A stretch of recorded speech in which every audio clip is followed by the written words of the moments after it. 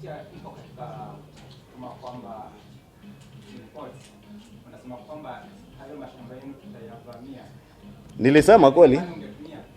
Ati? Ni watu wa gani ungetumia kuvamia hayo mashamba ama wewe mwenyewe? Sasa wacha nikwambie, ndio nimekuambia kwanza kusafisha jina, sina jina chafu. Walio na majina machafu wanajulikana Kenya hii.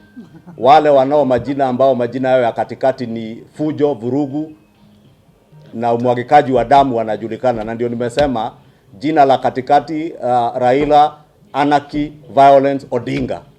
Huyo ndiye synonymous na violence, sio Kimani Ichungwa, sio Rigathi Gachagua, sio Ndindi Nyoro, sio William Ruto.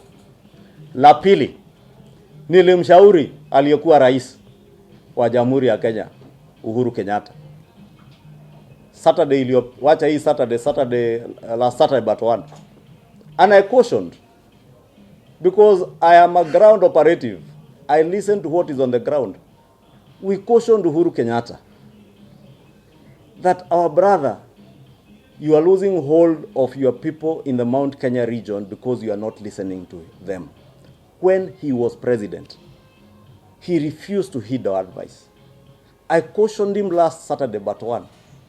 I told him the same, my message, and I addressed, if you listen to that clip, I was very particular. I addressed none other than Uhuru Kenyatta. And I said he's a sole and singular financier of this Azimio chaos, as the chairman of the Azimio Council. And I told him, if you continue to orchestrate violence, violence has no end, it has no boundaries. You find it at your doorstep. Kenyans have questions about your leadership, about your family's wealth, from land to the Pandora Papers, to the looting that happened in the last 3 months of your regime as president. And I've told you, part of the script is to ensure that this government ceases investigations on matters extrajudicial killings, crimes against humanity. 2 weeks ago when we had a presser here, I did remind our former president, remember my brother, you were just released by ICC on crimes against humanity the other day. Therefore, I know these things have caused jittery with them.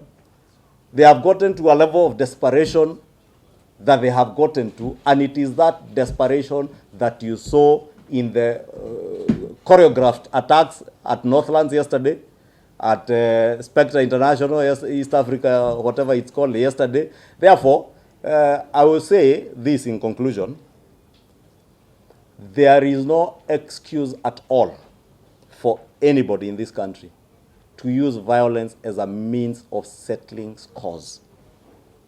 None whatsoever. There is no reason at all for anybody in this country to think they are above the law, that they can use anarchy to negotiate themselves into power. Uliza nikujibu nikiweza. Ushauri? Kama walipanga kujivamia, hayo ni masuala ya polisi kuchunguza.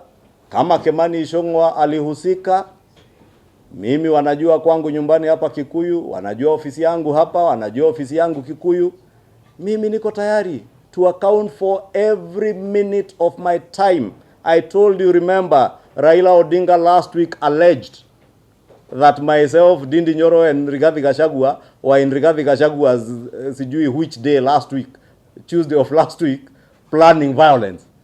And I told the former Prime Minister, come on, Mr. Violence, talk to Alma Wairimo, my 3-year-old daughter, who I was with from the time I left the chamber to the time we slept together with her, because we slept at the same time.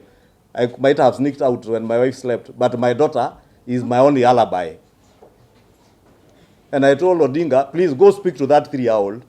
And you know children cannot lie. She will tell you, Alma will tell you, I was with Daddy until we both fell asleep on the couch, and we went to bed together.